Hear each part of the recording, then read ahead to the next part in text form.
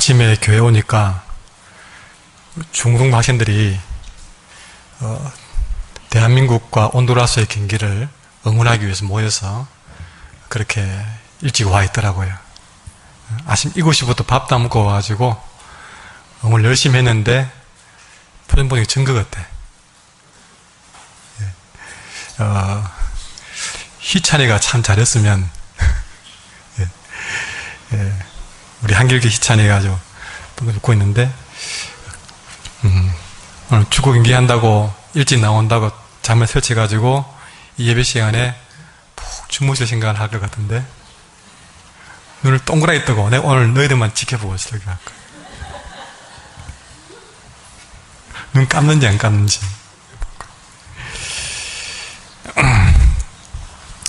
자, 오늘 말씀에서 가장 눈에 띄는 말씀은 9절 말씀 같이 읽을까요?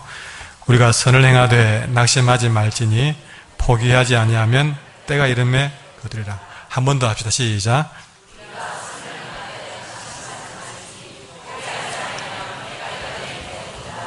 아멘.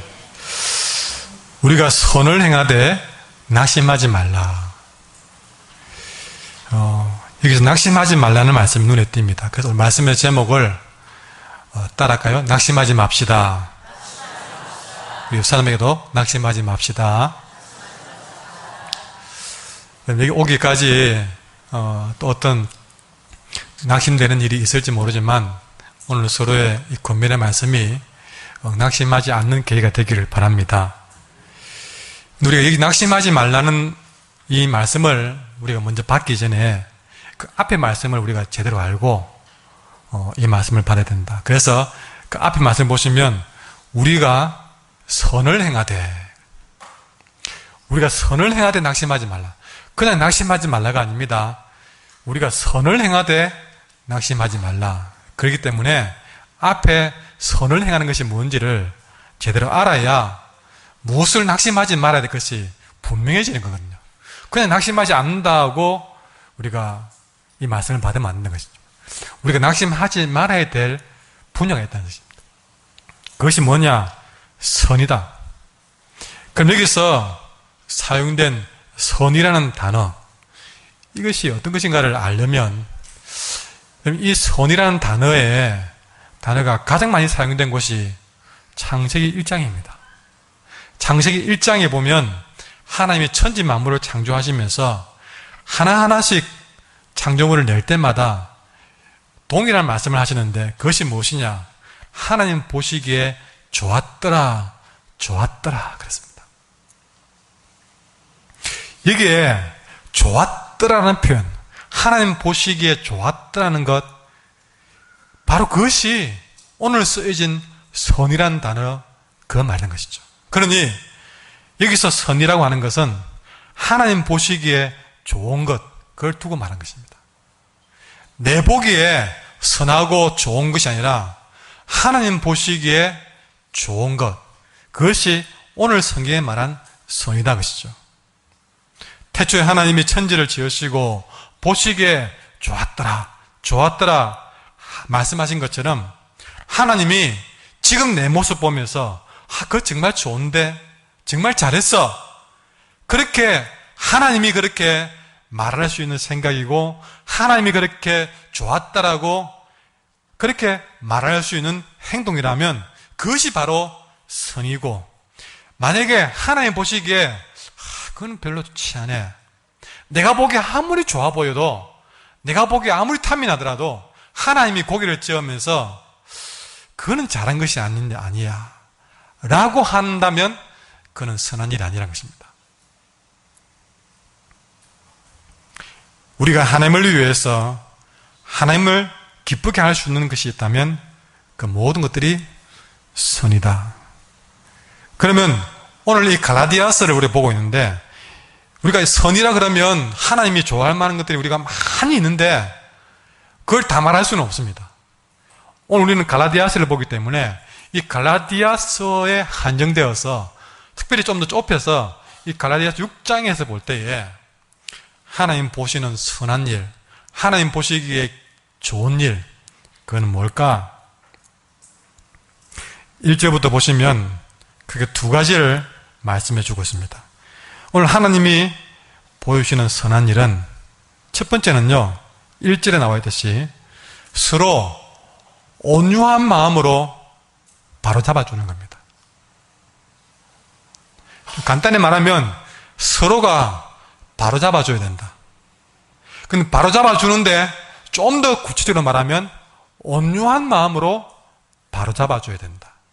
이것이 하나님 보시기에 좋은 일이다. 부모가 자녀를 바로 잡아줍니다.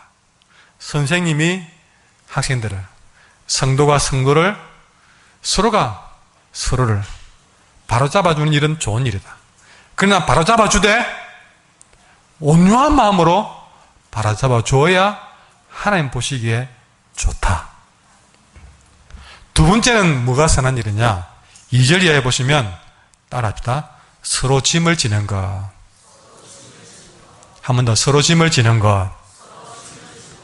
예, 서로 짐을 지는 것, 그것이 하나님 보시기에 좋은 일이다. 선한 일이다. 이 두 가지를 말씀해 줍니다. 온유한 마음으로 바로 잡아주는 것, 그것이 선한 일이고, 또 서로 짐을 지는 것이 오늘 성경에 나오는 선한 일이다. 좀 구체적으로 말씀드립니다. 서로 온유한 마음으로 바로 잡아주자. 여러분, 서로 함께 살다 보면 서로 마음이 안 맞고 또 서로 죄 짓는 일들이 생깁니다. 가족 간에도 생깁니다. 부부 간에도 생깁니다. 서로 남남이었다면 짓지 않을 죄를 서로가 함께 하다 보니 서로가 서로에게 죄를 짓습니다. 범죄하죠. 근데 여기서 우리가 하나 짚고 넘어갈 것은, 여기서 1절에 무슨 범죄한 일이 드러나거든. 이 범죄한 일이 드러난다. 죄진 일이 드러난다는 얘기죠. 이 범죄한 일은 좀 구분할 게 있습니다. 성경에서 오늘 말하는 이 범죄에 구분이 되는 건 크게는요, 하나는 계획적으로, 고의적으로 죄를 범한 것은 여기서 빼야 됩니다. 여러분, 구약에서도 그 죄를 용서하는 부분에서 구분을 했는데, 아주 의도적이고 계획적이고 고의적인 죄는 용서하는 것에서 뺐습니다. 빼고 여기서 말하는 범죄는 그저 실수로, 원하지 않는데 연약해서 돌발적인 유혹에 넘어져 가지고 범한 죄. 그러니까 고의적이 아니었다, 계획적이 아니었다, 그런 죄가 오늘 말한 범죄에 포함되는 겁니다. 다시 말하지만 고의적인 죄, 계획적인 그 모든 의도적인 죄는요, 마땅한 벌을 합당하게 받는 것이 공의의 하나님이 정한 법이에요. 막 그런 것까지 다 용서해주고 여러분, 우리가 그렇게 덮으라고 성경을 잘못 이해하면 안 됩니다. 너무 사랑만 강조하면 공의가 무너져 버립니다. 누가 봐도 법적으로 이거는 분명히 누가 봐도 잘못된 일이다. 아주 이거는 계획적이다, 의도적이다. 그거는 분명히 그 대가를 묻는 것이 성경입니다. 오늘 다시 말하지만 여기서 말하는 범죄는 서로 가족 간의 공동체 안에 서로가 약해서, 잘해보고 싶었지만 약해서, 실수로, 부족해서, 또는 생각지 않았는데 뜻밖의 돌발적인 상황에 범한 죄를 말합니다. 자, 그런 죄가 우리 가정에서, 공동체에서 드러났을 때에, 자, 그것이 이 사람이 그런 죄를 지었습니다 하고 그런 허물이 드러났을 때 어떻게 해야 되느냐? 그때 우리는 바르게 잡아줘야 된다. 이 바로 잡는다는 말은요, 어긋난 뼈를 바로 붙이는 말입니다. 제자리에 놓는 걸 말합니다. 뼈가 어긋나 버렸어요. 부러져 버렸어요.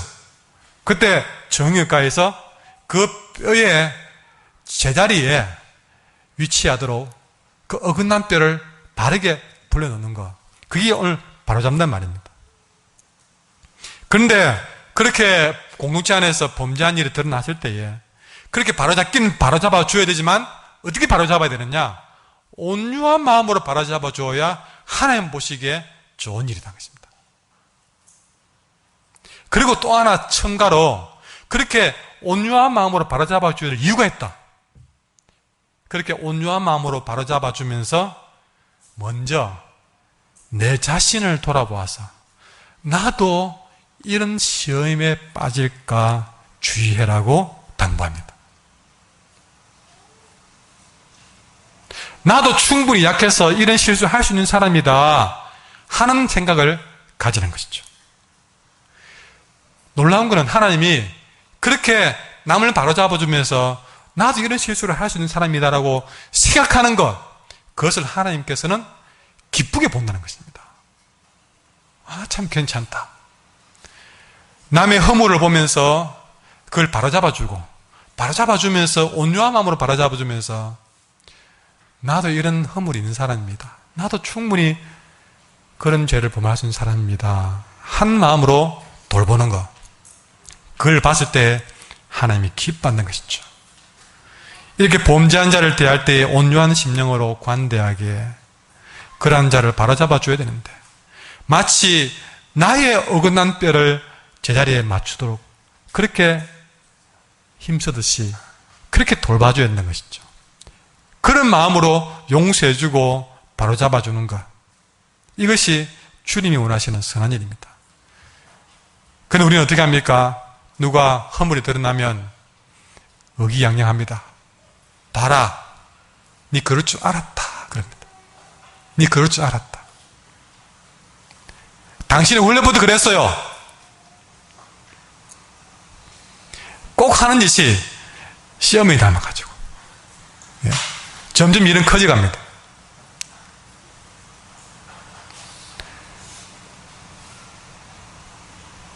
허물이 보이면 기다렸던 듯이 나가십니다.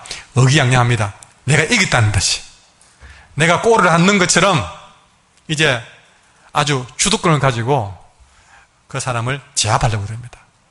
의기양양합니다. 때로는 분노의 감정을 드러냅니다. 그러나 그것은 하나님이 기뻐하는 일이 아니다는 거죠.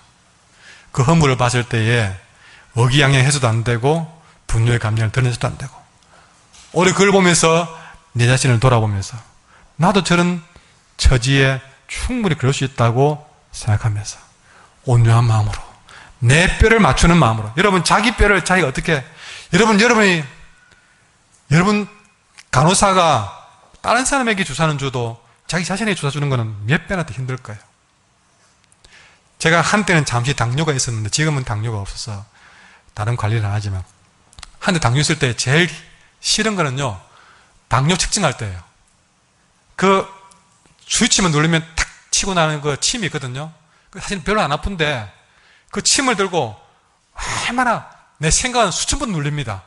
손은 안 눌리는 거예요. 무서워가지고. 다른 아이는요 애들한테는 대봐라 툭 눌립니다. 나한테는 그렇게 못해요. 근데 여러분 내 뼈가 어그러졌다면 내 어그러진 뼈를 내 스스로 맞출 수 있을까요? 힘듭니다. 그러나 정말 나의 어그러진 뼈를 내 스스로 맞추듯이 그런 심정으로 다른 사람의 허물을 바로잡아 준다면 얼마나 조심스럽게 그렇게 맞추겠냐는 것입니다.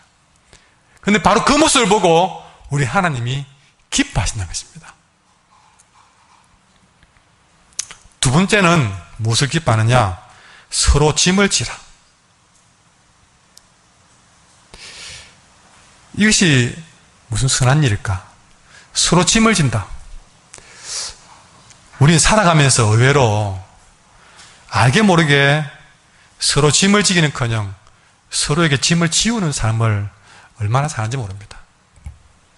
부모는 자식에게, 자식은 부모에게, 서로 부부간에 가까우면 가까울수록 우리는 자꾸 짐을 지웁니다. 당신은 남편이니까, 아내니까, 부모니까 이래야 된다. 자식이니까 이렇게 해야 된다. 여러분, 내가 나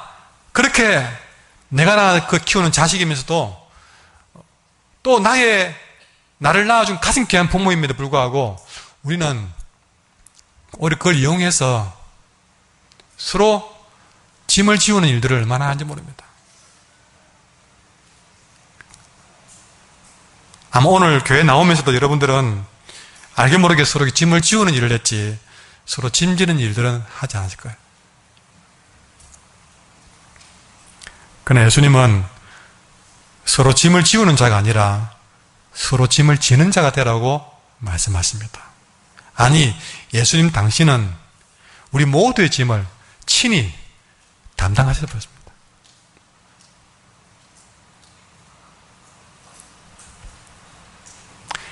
우리는 서로에게 불필요한 짐을 지우는 일들을 자제하셔야 됩니다. 근데 여러분, 우리가 서로 아까 짐을 지운다고 그랬는데 왜 서로 짐을 지려 하지 않고 서로에게 짐을 지우고 있는가? 이유는 한 가지입니다. 이유는 한 가지예요. 가장 큰 이유는 3절에 그 답이 있습니다. 3절 말씀 같이 읽을까요? 시작. 만일 누가 아무것도 되지 못하고 된 줄로 생각하면 스스로 속입니다. 무슨 말이냐? 자기 자신은 오늘 말씀에 나온 것처럼 정말 보잘것없고 잘하는 것 없으면서 아무것도 되지도 못했으면서 이상하게 남들은 그렇게 되라고 하는 것이죠. 그건 무슨 말입니까? 남에게 짐을 지우는 것은 당신은 이거니까 이렇게 하세요. 왜 그래 안 합니까? 하는 이유는 나는 상당히 잘하고 있는 것처럼 생각하기 때문에 그런 말이 나오는 것입니다.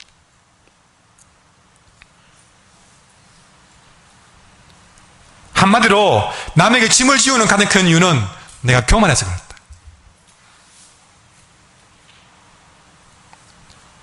고린도서 10장 12절에 보면 선줄로 생각하기 때문에 그렇습니다. 내가 선줄로 생각하기 때문에 넘어진 자를 못 봐주는 겁니다. 오늘 이 3절을 쉬운 성경에는 뭐라고 됐냐면 아무것도 아닌 사람이 무엇이나 된 것처럼 행동한다. 그렇게. 아무것도 아닌 사람이 무엇이나 된 것처럼 서로에게 짐을 지운다. 이렇게 남에게 짐을 지우는 자는 자기를 속이는 것이다. 자기가 아무것도 가지고 있지 않으면서 있는 척 가정하면서 다른 사람에게 불필요한 짐을 이것저것 강요하는 겁니다. 왜 이건 못하냐 저건 못하냐. 시어머니는 며느리에게, 며느리는 시어머니에게, 자녀는 부모에게, 부모는 자녀에게, 서로 부부간에 결국 서로에게 짐을 지우는 것은 자기 자신을 기만한 일이다. 나는 그런 실수를 전혀 범하지 않을 것처럼 생각하는 착각, 나는 부족함이 없다는 생각, 나는 더 잘한다는 생각, 이것이 오히려 더 큰 실수를 범하고 있던 사실을, 더 큰 유혹의 수렁에 빠지고 있던 사실을 모른 채 그렇게 자기 기만에 빠지는 것, 그것이 바로 짐을 지우는 일이다. 하나님은 오늘 이런 우리들에게 다시 한번 부탁합니다. 서로 허물이 보이거든 온유한 마음으로 바로잡아주라. 그리고 서로 짐질로 가지 말고 서로 짐을 지거라. 그러면 내가 기뻐하겠다. 그것이 내가 너희들에게 찾는 선한 일이다 하고 말씀합니다. 자, 우리가 이런 말씀을 들으면 나도 그래 살아봐야지. 때론 나도 그래 살고 있는데. 여러분, 이렇게 우리가 선한 일을 시작하는 것도 좋지만 이 선한 일을 하면서 여러분, 문제는 다시 한 번 더 강조하지만 선한 일을 하면서 점점 그렇게 섬기는 사람에게, 그렇게 온유한 마음으로 바로잡아주고는 섬기는 사람에게, 또 남의 짐을 져주는 일을 하는 섬기는 자에게, 그 섬기는 순간에 처음에는 순수한 마음으로 했다가 나중에는 점점 섬기면서 기대심이 발생됩니다.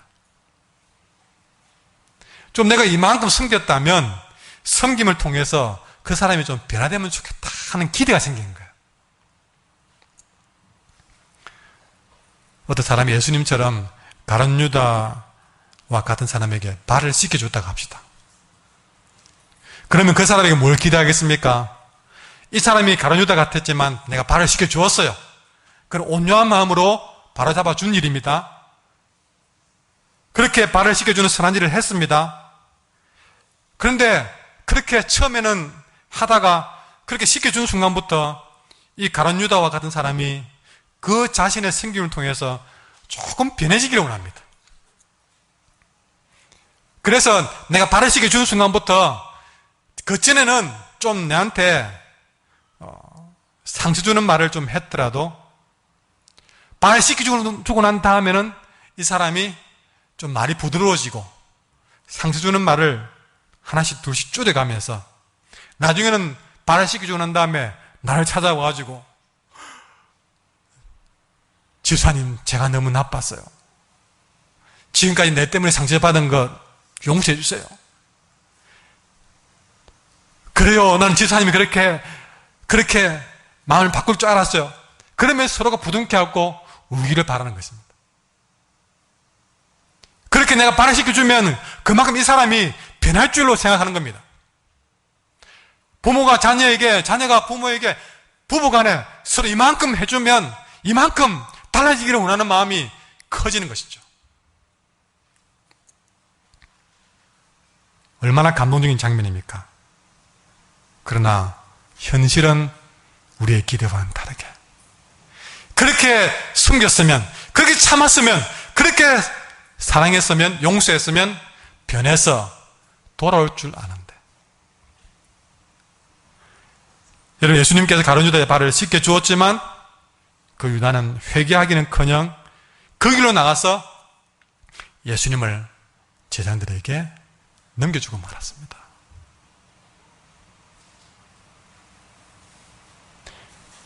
우리가 섬기고 났는데, 섬기는 것도 힘들지만 섬기고 난 다음에 이런 일이 발생되면 그때는 폭발해버립니다.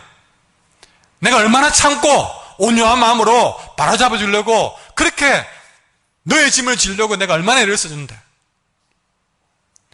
그런데 어떻게 이럴 수가 있어? 더 배신할 수 있어? 그러면서 폭발해버린 것이죠.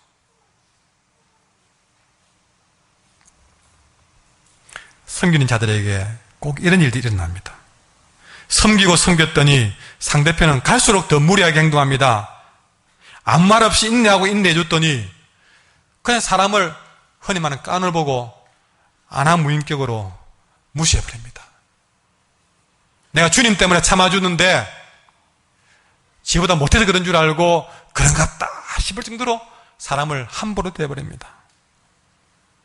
오히려 자기가 더 옳은 줄 알고 더 목소리를 높이며 기고만장합니다. 우리가 섬기다 보면, 선을 행하다 보면 이런 일들을 한두 번 경험하게 됩니다.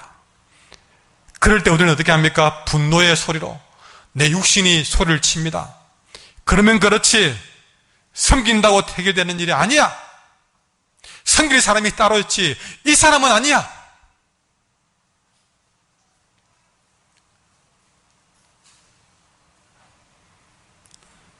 육신의 생각을 이기지 못하면 결론은 이렇게 내립니다. 섬김 무슨 소용이야. 내가 몇 번이나 섬겼는데 결국 내 마음 바보 되는 거야. 이제 안 섬기겠어. 다시는 안 섬기겠어. 이것이 바로 낙심입니다. 낙심.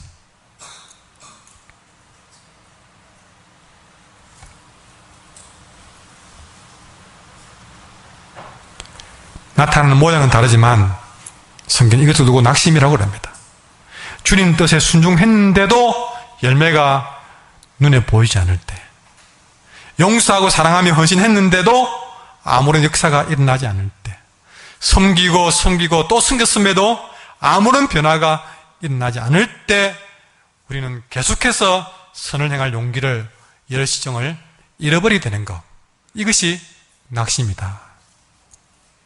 그런데 이렇게 낙심한 우리들에게 말씀합니다. 선을 행하되 낙심하지 말라. 여러분 따라하십시오. 헌신이 없는 사람에게는 낙심도 없습니다. 이 낙심이 두려워서 헌신도 모두 안 하겠다, 사랑도 섬김도 안 하겠다, 그거는 말도 안 되는 얘기다.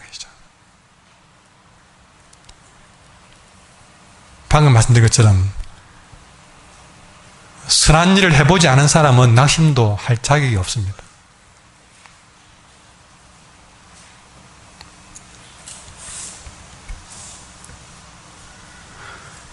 헌신이 없는 사람에게는 낙심도 없습니다.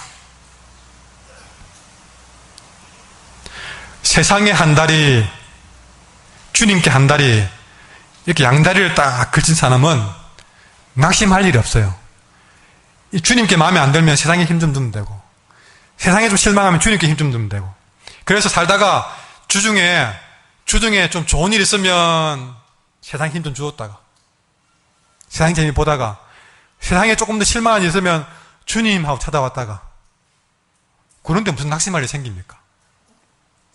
양쪽에 힘주고 이렇게 대충 믿는 사람에게는 낙심이 없습니다. 섬기지 않는 사람에게는 낙심이 없습니다. 선한 일을 해보지 않은 사람에게는 낙심이 없습니다. 사랑하고 용서하고 헌신하고 주님 앞에 의지하고 이런 사람에게 낙심이 오는 겁니다. 충성한 사람에게 낙심이 오는 겁니다. 예를 들어 볼까요? 시험 공부 한 번도 안 하고 시험 점수 산점 받아도 마음에 무슨 낙심이 됩니까? 그건 낙심이 아니고 후회입니다. 후회. 내가 공부 안 하는 후회입니다.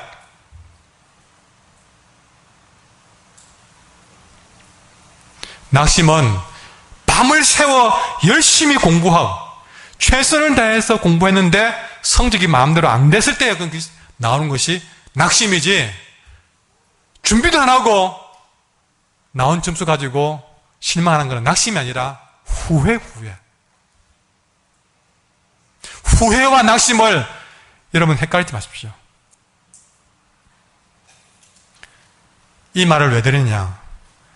낙심이 찾아올 때 여러분, 그 낙심이 찾아오면 여러분은 실망한 것이 아니고 와, 올 것이 왔다.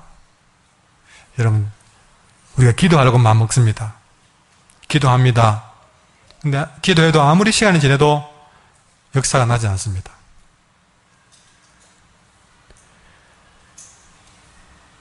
그때 기도를 내가 그만둘까? 아니야. 하나님 내 기도 들으셔.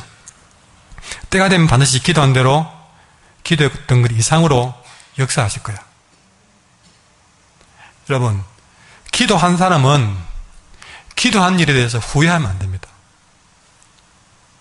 낙심은 찾아올 수 있습니다. 그러나 여러분, 우리가 그 기도하다가 안 된다고 포기하면 그때부터 뭣도 없느냐, 더 이상 낙심한 일도 없다는 것입니다. 여러분, 기도 안 한 사람은 기도 응답 안 받은 것에 대해서 낙심하지 않습니다. 그러나 내가 그 기도 제목을 포기하지 않고 있는 이상 응답 올 때까지 여러 번 낙심이 올 겁니다. 왜 빨리 응답이 안 오냐고, 기도해도 안 되냐고, 기도 제목을 붙잡고 있는 이상에서는 자꾸 낙심이 올 겁니다. 그러나 기도 제목도 없고 기도하지 않은 사람은 낙심조차도 없습니다. 기도가 없는데 무슨 축복을 기대하고 무슨 기적을 기대할 수 있겠습니까? 다시 말하지만 열심히 기도하기 때문에 그 기도를 포기하지 않기 때문에 내가 오늘 낙심하는 겁니다. 그러니 기억하십시오. 여러분, 주님 일을 하는 사람에게는 낙심이 찾아온다는 사실, 용서하는 사람에게는 낙심이 찾아온다는 사실, 선을 행하는 사람에게는 낙심이 찾아온다는 사실. 그러니 내게 낙심이 찾아올 때 이상하게 생각하지 말라는 겁니다. 내가 아직도 선을 행하는 것을 포기하지 않기 때문에, 용서하는 것을 포기하지 않기 때문에 낙심이 오는 거지. 여러분, 여전히 주님께 충성하고 싶은 마음이 있기 때문에 낙심이 오는 겁니다. 바울 보십시오. 바울은 평생을 두고 선을 행한 사람입니다. 그러나 그렇게 선을 행하는 삶이 기쁜 일이 있었습니까? 아니요. 고통이 더 많았습니다.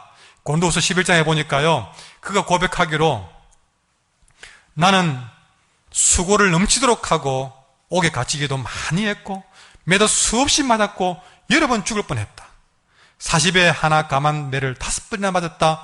이런 이야기를 쭉 합니다.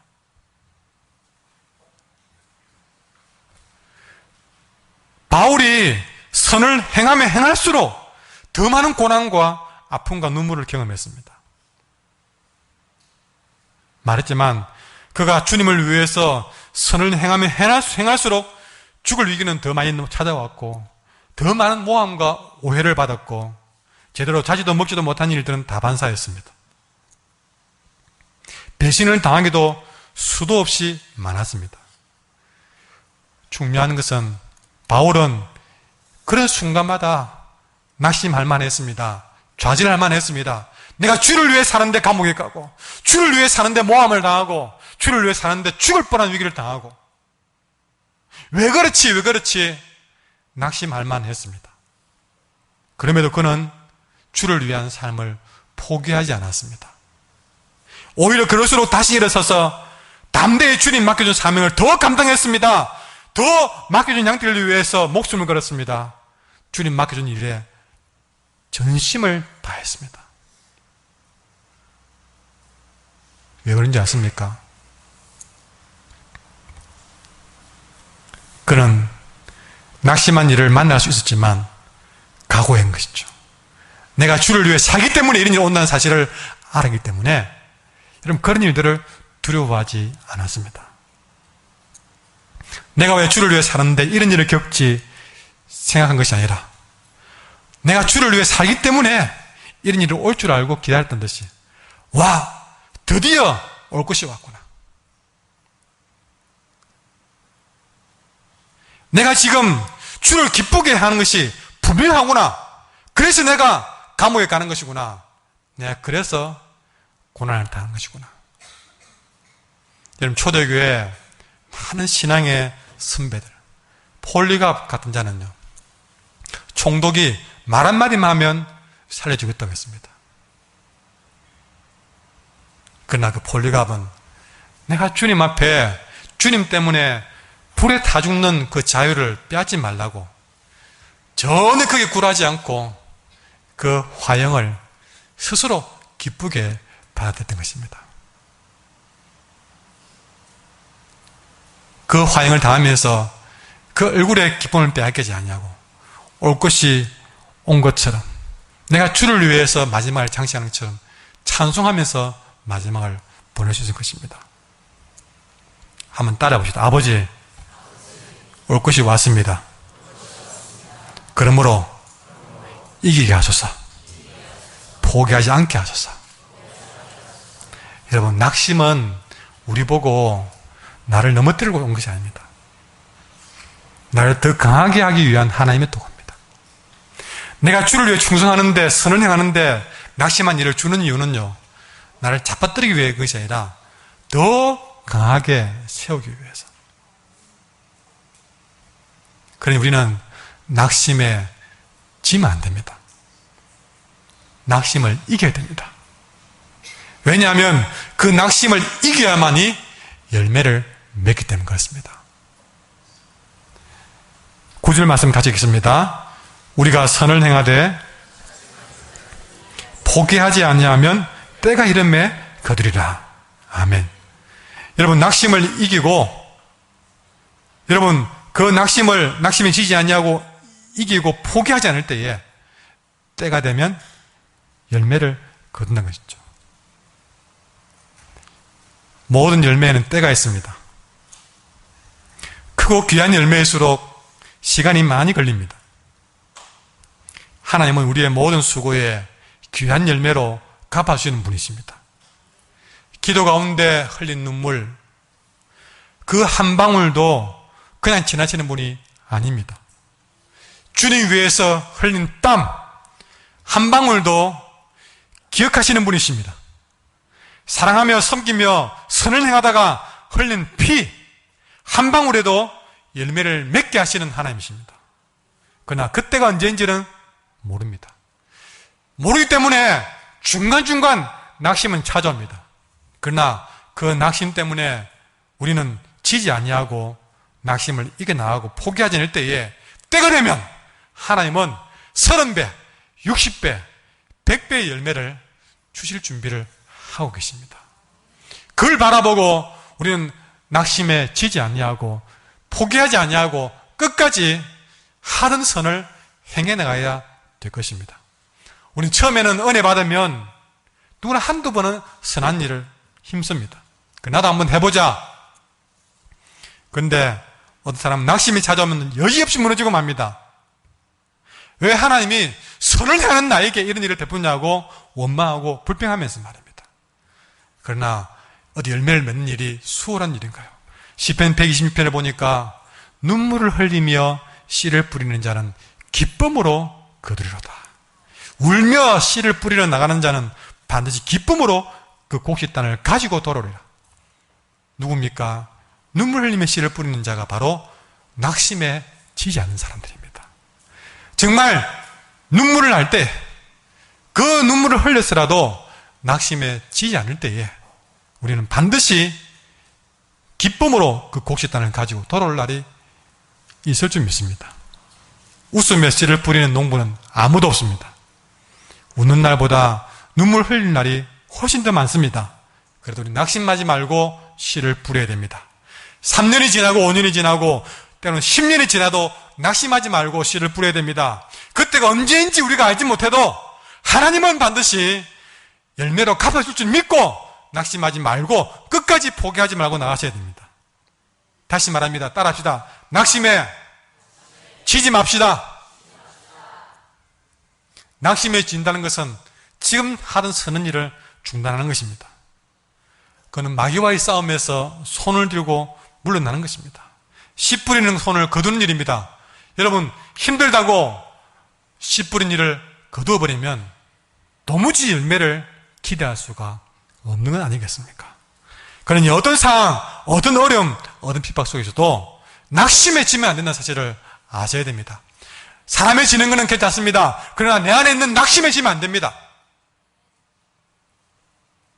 그러나 낙심에 지지 않으려고 마음먹지만 이 낙심을 이기는 힘은 우리에게 없다는 사실을 아셔야 됩니다. 내가 다짐한다고 낙심을 이길 수는 없는 일입니다.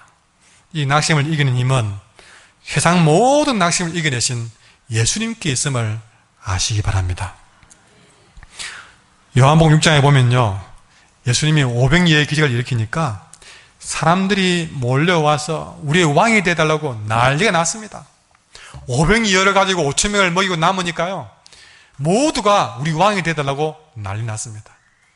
그런데 예수님이 그들의 기대와는 전혀 다른 그런 진리의 말씀을 선포하니까 그 말씀을 듣자마자 바로 조금 전까지 우리 왕이 되어달라고 영차 하는 사람들이 주님의 좀 부담되는 진리의 말씀을 전하니까 오늘처럼 선한 일을 행하십시오, 낙심하지 말고 끝까지 참으세요, 그러니까 에이, 밥 되는 건 아니네, 그러면서 이 사람들이 그냥 비둘기 날아가듯이 뿔뿔이 다 흩어지는 겁니다.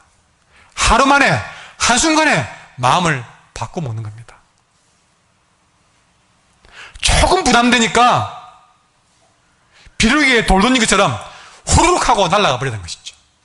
조금만 고난에 오니까 그걸 못 견디고 그냥 포기해버리는 것이죠. 이걸 보고 얼마나 안타까운지 예수님이 그의 제자들에게 하는 말이 너희도 가렸느냐 그랬습니다. 너희도 가렸느냐.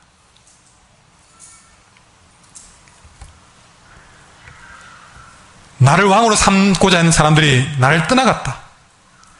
너희들은 어떻게 하겠느냐? 너희도 나를 떠나겠느냐? 그러나 그 말 속에는 무엇이 있느냐? 나를 추대하는 사람들이 나를 다 떠나고 너희들마저도 나를 떠난다 할지라도 나는 흔들리지 않겠다. 나는 변함없이 이런 백성을 구원하기 위해서 나는 이들을 위해서 십자가 지는 일을 포기하지 않겠다. 이들이 나를 향해 등을 돌린다 할지라도 나는 이들을 위한 사명을 감당할 것이라고 말씀하신 것입니다. 예수님이 예루살렘에 입성했을 때에 수많은 사람들이 예수님 향해서 호산나라고 외쳤습니다. 그런 사람들이 며칠 뒤에 예수님이 빌라도 법정에서 재판을 받으니까 호산나는 소리가 바뀌어져서 예수님을 십자가에 못 박으라고 소리쳤습니다. 이렇게 주님을 십자가에 못 박으라고 소리친 대부분의 사람들은 예수님이 행한 기적을 직접 맛보았던 사람들입니다. 이들은 대부분이 예수님께 병고침을 받은 사람들도 포함되어 있습니다. 이들 가운데는 예수님 능력으로 귀신 들림에서 해방된 사람들도 포함되어 있습니다. 심지어 여러분, 그런 사랑을 받은 자들이 주님을 십자가에 못 박으라고 소리쳤고, 심지어 제 아들도 그런 주님을 버리고 도망갔습니다. 여러분이라면 얼마나 낙심되겠습니까? 내가 저들에게 베푼 사랑이 얼마나 큰데, 내가 무엇 때문에 누구 때문에 왔는데, 그러면서 아마 실망이 되어서 그런 낙심 때문에 우리는 거기를 포기하기가 쉬웠을 것입니다. 그러나 예수님은 낙심하지 않았습니다. 낙심하지 않았기에 그러고도 주님은 십자가의 길을 마다하지 않고 그 길을 끝까지 가셨다는 것입니다.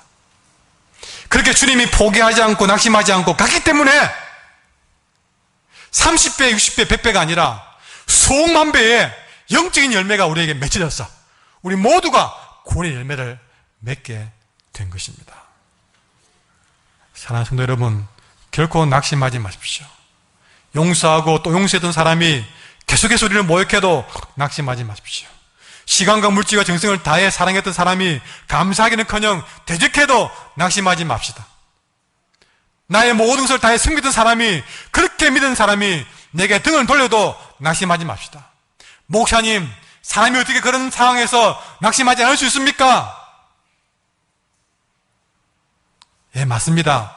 사람은 그런 상황이면 낙심합니다.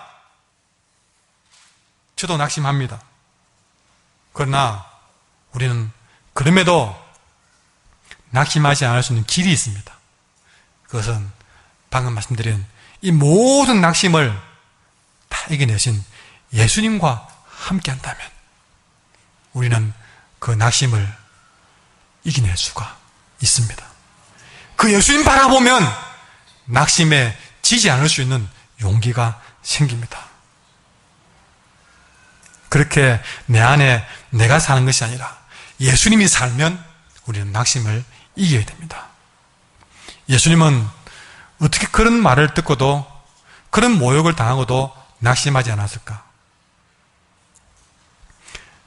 이유는 한 가지입니다. 예수님이 이 땅에 오신 목적이 분명하기 때문에 그렇습니다. 예수님은 자기 자신을 위해 살지 않았습니다. 예수님의 목적은 오로지 하나님이었습니다. 예수님의 기쁨은, 행복은 하나님의 뜻대로 사는 것이었습니다. 그것이 무엇입니까? 하나님의 뜻은 내가 모든 사람의 죄의 짐을 지고 십자가 지는 것이다. 그래서 모든 자를 죄에서부터 구원하는 일, 그것이 하나님이 가장 기뻐하는 일이다. 이 선한 일을 주님은 행하셨습니다. 예수님은 하나님의 뜻에 순종하는 것만으로도 충분했습니다. 우리는 맛있는 음식을 먹어야 만족합니다. 돈을 많이 가져야 배가 부릅니다. 사람들이 칭찬해 줘야 살만 납니다. 그러나 주님은 칭찬 안 해줘도, 맛있는 음식이 없어도 그저 내가 오늘 한 순간을 하나님의 뜻으로만 사는 것만으로도 그는 만족했고 배불렀고 살맛이 났다는 것입니다. 그래서 칭찬이 아니라 배반해도 흔들리지 않았던 것이죠. 사람들의 칭찬과 인정은 예수님께 아무 의미가 없었습니다. 사람들이 왕이 되어달라고 호산나라고 아무리 소리쳐도 그것은 주님에게는 큰 의미가 없었습니다. 사람의 칭찬이라는 것이 아까 말했지만 한마디 말로도 허무하게 깨지는 것을 알기 때문에, 조금 전까지 사랑해요 라고 해놓고 조금만 그 마음에 안 들으면 돌아서는 것이 사람인 줄 알기 때문에 그 사람의 칭찬에 그는 만족하지 않았던 것이죠. 임금 사물려가도 하루아침에 마음이 변하고 떠나는 것, 자신을 따르며 화나는 사람이 금방 돌아서서 십자가에 못 박아로 소리치는 것, 그것이 사람인 줄 알기 때문에 그 때문에 낙심하지 않았습니다.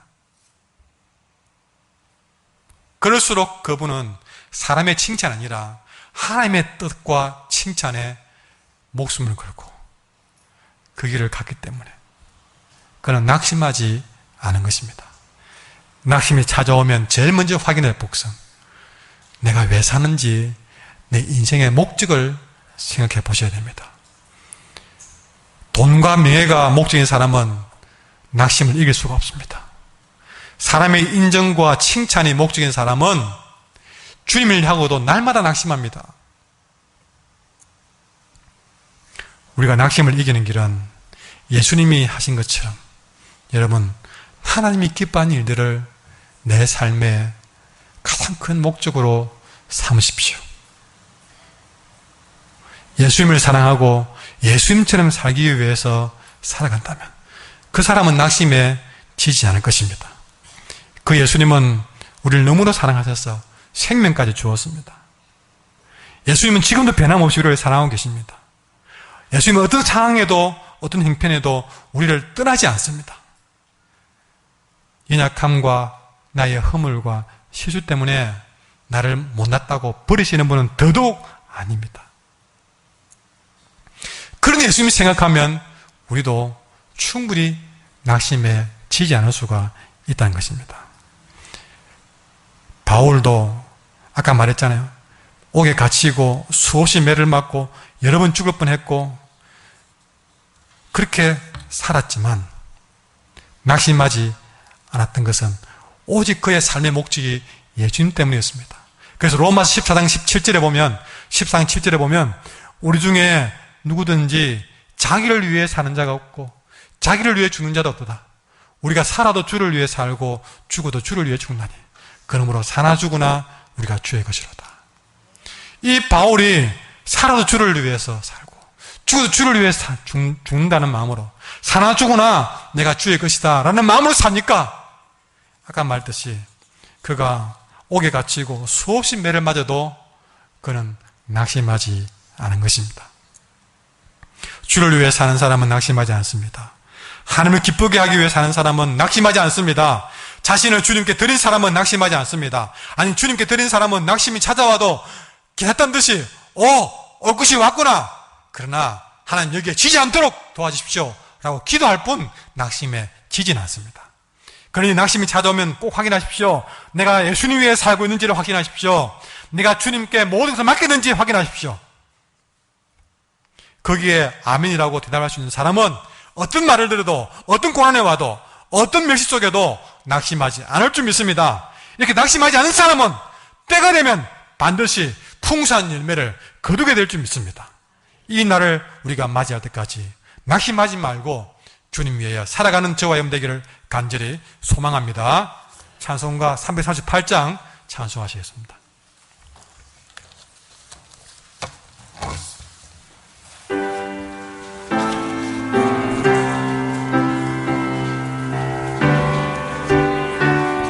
말씀을 생각하며 찬양하겠습니다. 내 주를 가